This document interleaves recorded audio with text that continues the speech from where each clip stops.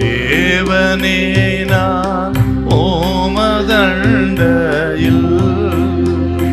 இன்னும் நெருங்கி சேர்வதே என் ஆவல் பூமியில். ஆதியாகமம் 6ஆம் அதிகாரம் 22 வாசிங்க.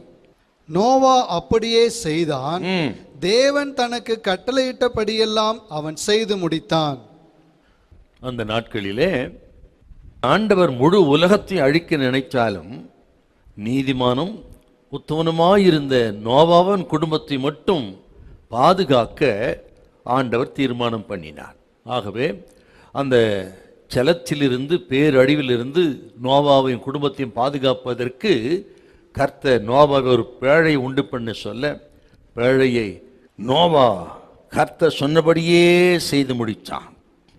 ஒரு நாள் வந்தது, நோவாவின் குடும்பத்தையும் பேழைக்குள்ளே பிரவேசிக்க செய்தார். சகல ஜீவராசிகளையும் ஆக ஜோடு ஜோடாக ஆணும் பெண்ணுமாக ஒவ்வொரு இனத்திலேயும் உள்ளே பிரவேசிக்க செய்து கதவை அடைத்து ஜலப்பொருளை வந்து இவர் பாதுகாக்கப்பட்டார். ஆகவே கர்த்தர் சொன்ன திட்டம் எதுவோ அதை நீங்க செய்து முடிப்பதில் கருத்தா இருந்தீங்கன்னா, உங்களுக்காக கர்த்தர் செய்கிற திட்டங்கள், அவர் வைத்திருக்கிற திட்டத்தெல்லாம் அவர் செய்ய தொடங்குவார்.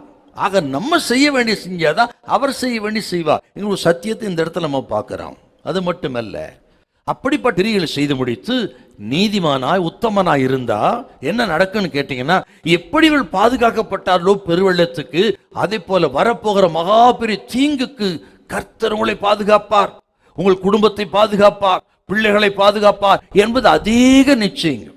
வேதம் முழுதும் சத்தியத்தை நீங்க பார்க்கலாங்க. நீங்க எப்படி பெருவெள்ளத்துக்கு நோவாவும் குடும்பத்தை கர்த்தர் காத்தாரோ, அதே போல நீதிமானாயிருக்கிற உங்கள் குடும்பத்தை கர்த்தர் காப்பாற்றுவார், உங்களை காப்பாற்றுவார். சந்தேகமே இல்லை. எந்த வைரஸா இருக்கட்டும், எதுவாக இனி உலகத்தை என்ன நடந்தாலும் சரி, தேவ ஜனத்தை கர்த்தர் கைவிட மாட்டார். பெருவெள்ளத்துக்கு தப்பு வைக்கிற தெய்வம் நம்மை பாதுகாப்பார், கர்த்தர் கைவிடவே மாட்டார். அந்த பேரடிவிலிருந்து அந்த காலத்தில் பாதுகாக்கப்படும் ஒரே வழி பேழைக்குள் பிரவேசிப்பது தான். வேற வழி கிடையாது.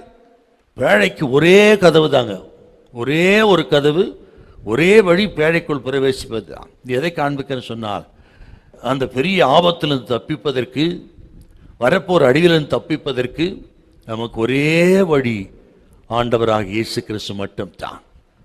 இயேசு ஒருவரே வழி. வரப்போர் ஆபத்துக்கு தப்பித்துக் கொள்வதற்கு, மோட்ச பாக்கியத்தை பெறுவதற்கு, வில்லிசுனி கட்டிலாகட்டும், மந்திரவாதம், சாத்தான் பிடி எல்லாரும் பாதுகாப்பதற்கு ஒரே வழி இயேசு. கேட்கிற அருமையான கர்த்தருடைய பிள்ளைகளே, அப்படி ஆண்டவரை நம்பி அவர் உறுதியாய் பற்றி கொண்டார். பயப்படாதீங்க எந்த பெருவெள்ளத்துக்கும்.